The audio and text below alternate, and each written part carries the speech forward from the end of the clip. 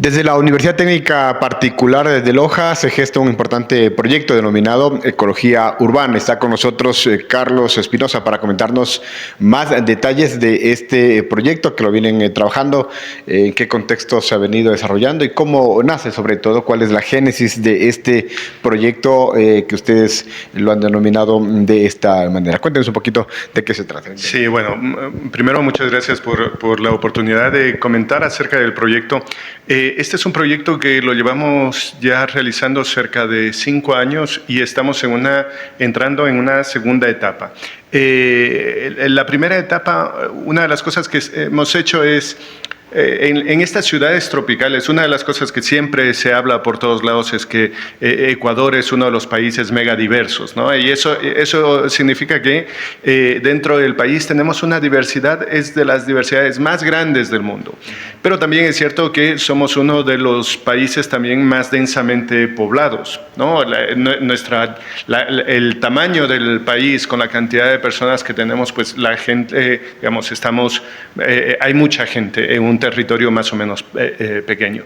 Y eso hace que, o ha hecho que las ciudades vayan cada vez tomando más espacio natural, ¿no? Donde nos desarrollamos. Y, digamos, se entra en este dilema entre la biodiversidad y el desarrollo humano, ¿no?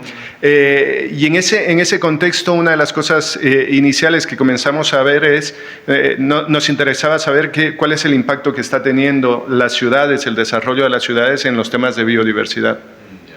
Y entonces con esto hicimos un primer trabajo en el cual evaluamos qué pasa con diferentes grupos de especies, con aves, con mamíferos, con insectos, a lo largo desde las zonas periurbanas hacia las zonas urbanas. Y una de las primeras cosas que nos encontramos es que alrededor del 50% de las especies de estos grupos desaparecen cuando entran a las ciudades o cuando estamos cerca de las ciudades. Entonces esto nos llevó a una siguiente fase que es la que estamos iniciando ahora, que es decir, bueno, las ciudades están siendo unas áreas que son muy estresantes, muy difíciles para que las especies nativas vivan en estas zonas, y entonces lo que estamos intentando hacer es ver qué características de la ciudad o de las ciudades podrían generar mejores condiciones a las especies, ¿no? Entonces estamos trabajando ahora mismo en esa línea. Bajo este proyecto, ¿cómo han visto nuestra ciudad, Loja sobre todo? ¿Cómo han ido investigando? ¿Qué datos podemos tener durante estos 5 años que ustedes un poco han estado investigando? ¿Qué podemos hablar de Loja en este campo? Sí, bueno, como te decía, justamente el trabajo que hemos hecho de ver qué pasa con la biodiversidad ha sido aquí en Loja, ¿no? Y entonces eso, una cosa grave es que perdemos casi el 50% de especies dentro de la ciudad. Pero ahora en este segundo... ¿Estas especies son desplazadas a otros lados o desaparecen? Desaparecen, básicamente se extinguen dentro de la ciudad, no asoman, ¿no? Entonces, una de las cosas que estamos viendo ahora es...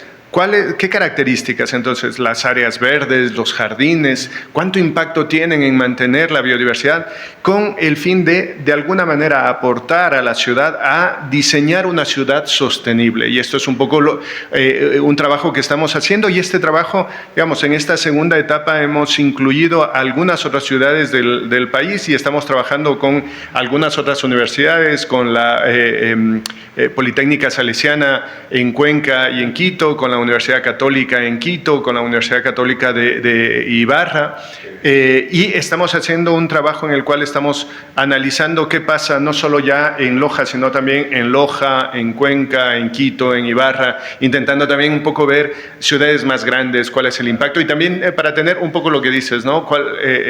Digamos, comparativamente cómo estamos, ¿no? Y yo creo que eso es interesante, pero sobre todo, digamos, la idea de decir qué características de la ciudad son necesarias para mantener esta biodiversidad, ¿no? Ahora, esta información que es muy valiosa y que nace desde la academia con este tipo de proyectos, es facilitada a quienes son los tomadores de decisiones, a municipios, prefecturas, porque finalmente serán ellos quienes manejan la política pública y tienen planes de desarrollo para nuestra ciudad, y que esto les va a servir de mucho para poder tomar buenas decisiones.